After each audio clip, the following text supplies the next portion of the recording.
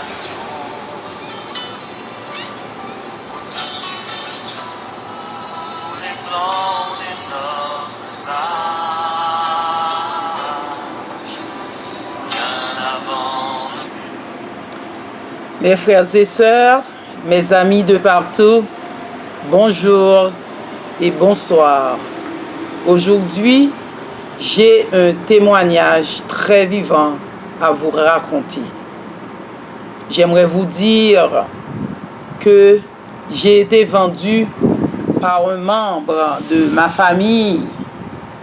La personne qui m'a emmené chez Lougan, c'était une personne de ma famille. Elle était venue me parler en disant qu'elle savait un Ougan qui connaissait bien la divination. Il pouvait m'aider à résoudre mes problèmes. Je lui ai dit que je n'avais aucun cas pour partir avec lui, avec elle. Elle m'a supplié d'y aller avec elle et j'ai accepté. Quand j'étais arrivé, j'ai trouvé une amie d'elle qui l'attendait à l'intérieur, chez Lougan, dans une petite chambre, très allumée avec beaucoup de bougies sur un oratoire. J'étais étonné parce que je n'avais jamais vu une chose pareille de ma vie.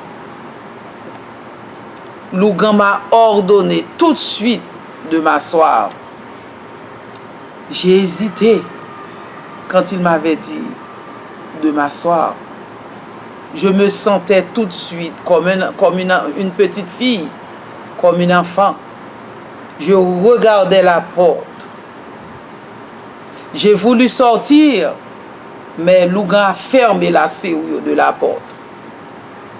Enfin, j'étais obligé de m'asseoir afin de les entendre.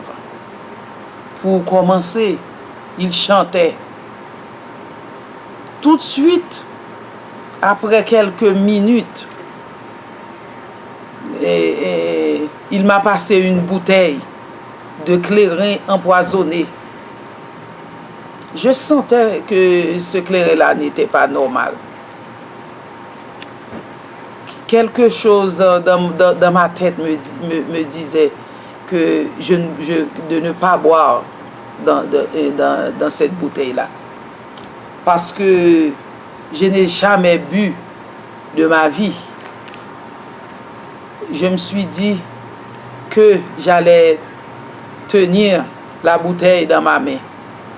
Mais dans ma tête, j'y réfléchissais et je me suis dit que je vais tenir la bouteille dans ma main gauche. Parce que j'ai entendu un cousin de mon père qui disait une chose comme ça. Oh oui, quand tu es engagé avec des gens de mauvaise vie qui pratiquent l'idolâtrie là, quand ils vous donnent quelque chose, il ne faut pas la tenir dans la main droite. Il faut que tu te sers de la main gauche. Et puis c'est comme ça. Et j'ai pris la bouteille dans ma main gauche. Mais sans prendre une goutte. Et puis Lougan là continuait à chanter. Et puis il me regardait avec la bouteille dans ma main gauche. Fatigué avec moi, il a repris sa bouteille de clairin, ciselé de bave des gens passés de la vie à l'au-delà. Et puis, les deux jeunes filles, là, le regardaient. Et tous ensemble, les trois là, et me regardaient aussi. Pendant l'action, Ils n'ont jamais regardé par la fenêtre. Mais moi, quelque chose m'avait attiré à regarder à travers la fenêtre. Et j'ai remarqué un garçon qui me faisait des signes avec ses mains pour me dire, va, ne reste pas ici, pars. C'était comme ça que j'avais interprété ces signes-là qu'il faisait avec ses mains. Comme ça, comme ça, comme ça, comme ça, comme ça. Et en le regardant là, je sentais que j'étais dans un territoire très dangereux, que ces gens-là sont très dangereux. Et puis, Lougan a passé. Et puis, tout de suite, je me suis calmé. Et lorsque Lougan là, a repris sa bouteille. Et puis, il s'était assis sur une petite chaise en paille. Et il avait pris ces cartes là, ces 4, 3, 7. Et puis, il commençait à brasser les cartes là. Et puis, il avait déposé les cartes sur la table. Et puis, l'une d'entre elles avait coupé les cartes. Et puis, Lougan commençait à parler. Et il parlait de qui? De moi. Mais moi, je n'étais pas la personne principale qui était venue le voir. Et puis, il parlait de moi. Je ne comprenais pas. Et puis, il disait que j'ai un grand Dieu avec moi. Et puis, dans ma tête, là, dans mon esprit, je me disais en moi, pourquoi parlait-il ainsi? Je ne comprends pas pourquoi il avait dit ça de moi. Et puis, je suis resté tranquille. En fait, ils ont fini avec tout ça, avec moi, avec toutes ces conneries-là. Je suis sorti.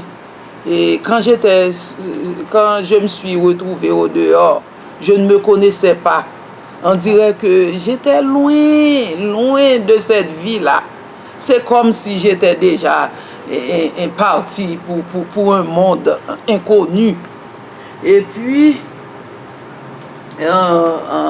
arrivé chez moi, je me suis dit, waouh, oh, je venais de commettre la plus grande erreur de ma vie en acceptant de partir avec elle, en acceptant de l'accompagner pour aller chez Lougan, parce qu'elle était venue me parler en me disant que j'avais peur.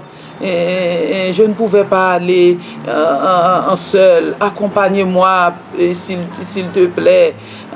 C'est moi qui allais payer tout là. Ce n'est pas toi qui allais chez Lougan, c'est moi. Mais s'il te plaît, je voulais que tu m'accompagnes. Et puis, c'était comme ça, tout avait commencé. Arrivé chez moi là, et comme j'avais un ami qui me parlait de temps en temps, qui me téléphonait pour savoir comment était. J'avais un enfant, je venais d'avoir un petit garçon. Et mon ami là, dans une des églises à New Jersey, il me téléphonait souvent pour me demander comment était l'enfant, si tout allait bien pour moi. Et puis ce soir-là, 3 jours après avoir... j'étais vraiment désorientée après ça, après que cela s'était passé. Et puis mon ami continuait à me soutenir et en me donnant des coups de téléphone. Et puis cela s'était passé un mercredi.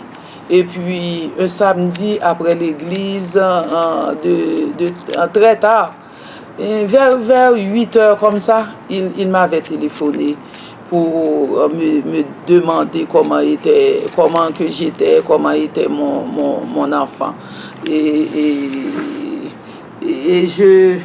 j'avais commencé à lui expliquer ce qui m'était passé, ce qui m'était arrivé ce mercredi-là. Et puis tout de suite, il disait, je sentais que tout n'était pas bien pour toi. Je vais rester au téléphone avec toi jusqu'à ce que j'aurai un sommeil. Et puis j'ai dit d'accord, si tu décidais de le faire pour moi, c'est une grande chose. C'est très gentil de ta part. Et puis il disait oui, je ferai ça, je ferai cela pour toi. Et puis il avait commencé à me parler.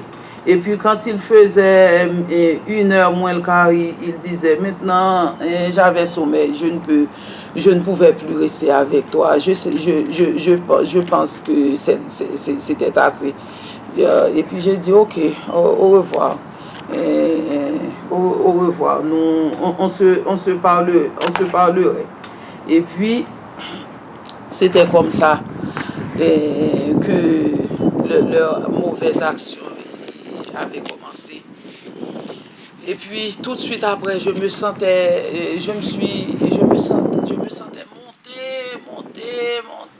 monter. Et puis je me disais, j'ai un petit garçon là, je ne pouvais pas partir, je ne voulais pas mourir dans cette circonstance et laisser mon petit garçon de 6 mois seul. J'ai dit, à l'époque là, je connaissais Jésus. Et puis j'ai dit Jésus-Christ, aide-moi. Je sais je savais que j'avais péché, que j'avais commis une erreur, mais aide-moi dans ton amour infini. Aide-moi. Et puis, heureusement que je pensais à Jésus.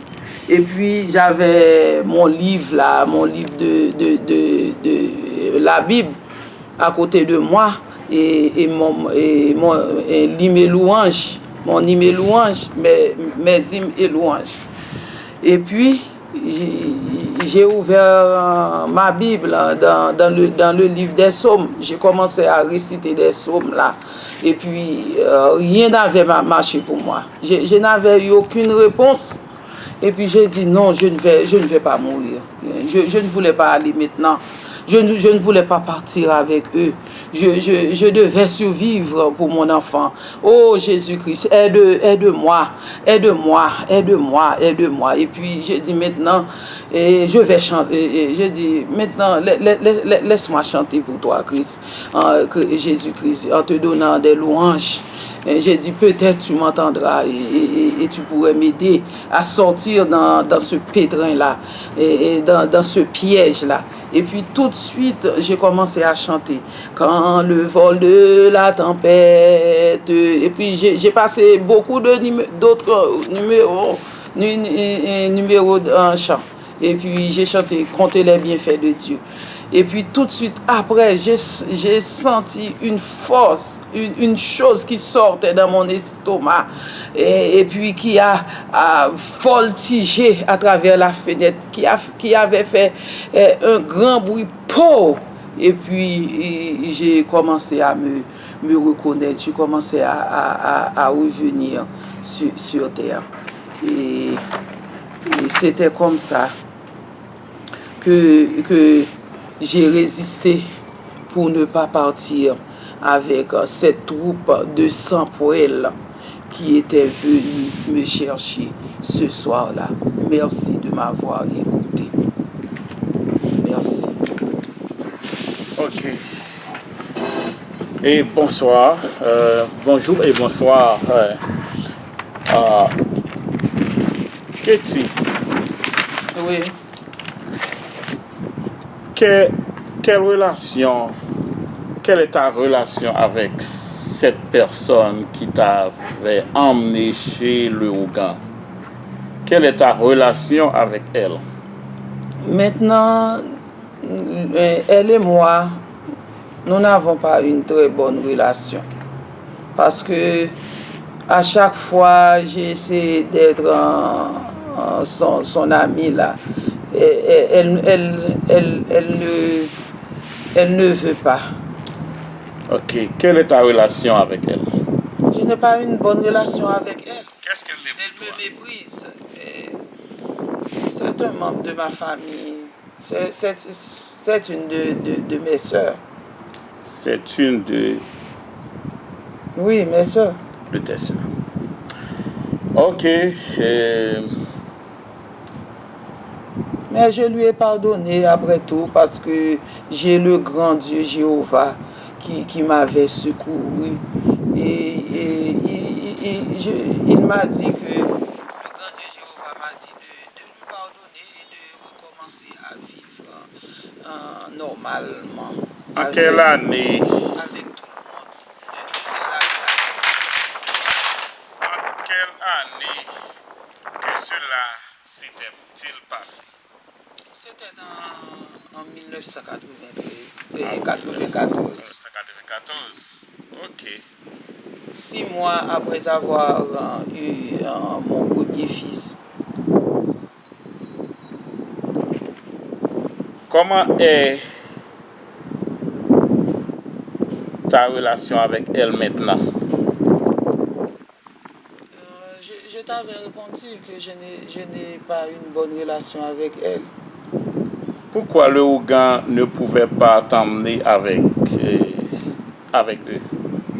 Parce que le grand Dieu Jéhovah m'avait accompagné ce jour-là parce qu'il avait vu mon innocence. Parce que je servais Dieu à l'époque. Quand j'étais jeune, je ne l'avais jamais abandonné jusqu'au jour où ma soeur, où j'ai décidé d'accompagner cette soeur-là pour aller chez Lougan. Parce que ce Ougan disait quelque chose, que tu as un grand Dieu avec toi. Ouais. Pourquoi tu penses qu'il disait cela? Je ne sais pas, peut-être il avait préparé beaucoup de pièges pour moi et je n'étais pas tombé dans les pièges là. Peut-être il voulait me prendre toute vivante. Ok. Et il y avait un petit garçon dans la fenêtre qui faisait des signes là pour te dire allez partir. Est-ce que tu penses que les Ougans pouvaient voir ce petit garçon? Non, Logan ne pouvait pas le voir. C'était moi seulement qui pouvais le voir à travers la fenêtre. Les deux autres amis là s'asseyaient auprès de la fenêtre. J'étais là, Il n'avait rien vu. J'étais auprès de la porte d'entrée. Il ne pouvait rien voir. Elle ne l'avait pas vu. Ok. Parce que elle ne l'avait pas vu parce que le jeune garçon là n'était pas venu pour se laisser voir par ces deux jeunes filles là qui s'étaient assises auprès de moi et Lougan aussi ne pouvait pas voir. Ne pouvait pas le voir. Ne pouvait pas le voir. C'était le grand Dieu là, je pense, qui était Je pense descendu. que c'était un envoyé de Dieu. Oui, c'était un envoyé de Jéhovah, qui était venu pour me sauver la vie. Je pense que c'était un ange. Ouais. Ok. Arrivé à la maison, après 3 jours, après 3 ou 4 jours. Après 3 jours. Après 3 jours, un groupe de 100 poêles. Ouais, une troupe là. Une troupe était venue te prendre. Mais cette troupe-là m'avait fatigué et pour une période de 2 heures de temps, elle ne pouvait pas me prendre et partir. Elle ne pouvait pas m'enlever. Cette troupe-là ne pouvait pas m'enlever et partir avec moi. cette troupe de sang pour elle voulait me disparaître, m'enlever. Ok. Mais à 2 reprises,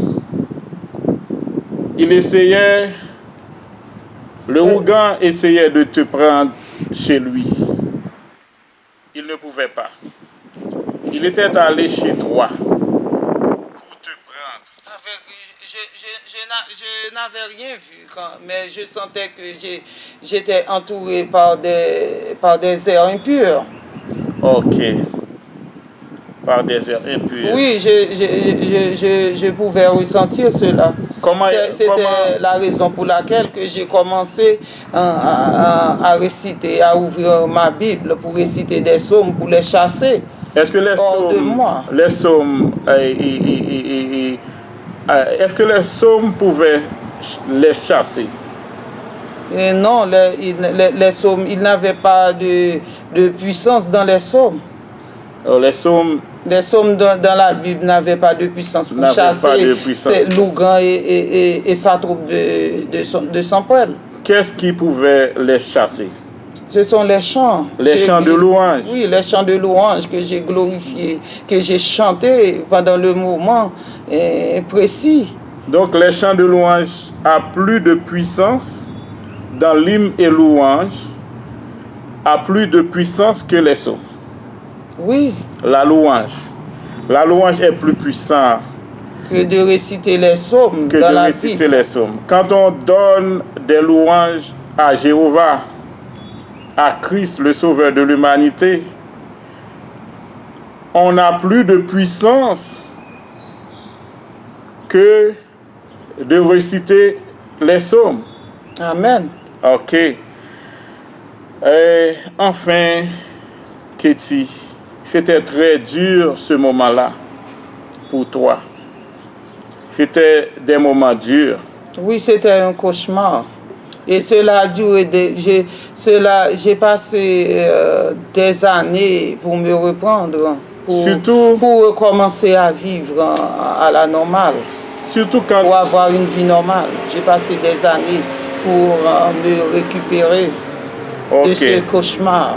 Surtout quand tu étais trahi par cette trahison-là, je l'ai portée dans ma tête pour beaucoup d'années. Par tes sœurs, trahi par tes sœurs, pendant beaucoup d'années. C'était vraiment dur. Pardon, pendant beaucoup d'années, oui. Mais Jéhovah, par une de mes sœurs, et Christ était toujours avec toi. Malgré tu faisais des erreurs. Des erreurs. Je faisais l'aller-retour entre le bien et le mal. Okay. Parfois, j'ai écouté la voix du mal. Malgré tout. Et qui est... Quand on dit Satan n'existe pas. Ce sont des gens qui font le mal, qui sont devenus Satan. Qui deviennent Satan. C'est très bien. La satanique, là, c'était une de mes sœurs, la sœur qui m'a trompé, qui m'a trahi. Ouais, donc c'était vraiment dur. Ouais. C'était vraiment dur. Oui, c'était dur. D'être trahi par les membres de ta famille, trahi par tes sœurs. Par une de mes sœurs. Yes. C'était dur. Mais... je lui ai pardonné. Et je l'aime encore. Tu l'aimes encore? Oui. Tu es... Ok, je comprends. Parce que Christ nous a demandé d'aimer les uns les autres, oui. De pardonner. Mais est-ce qu'elle t'aime? Non, elle ne m'aime pas, mais moi je l'aime. Tu l'aimes? Ouais. Enfin. Mais est-ce que tu... Oh, enfin. Je préfère de ne pas continuer à te poser des questions. Merci. Et je profite de ce temps pour te dire merci. Merci pour d'avoir passé ces moments avec toi. Ouais. Merci pour les questions répondues. Merci. C'est à moi de te remercier. Merci. Ok. Bye bye. Bye. Au revoir.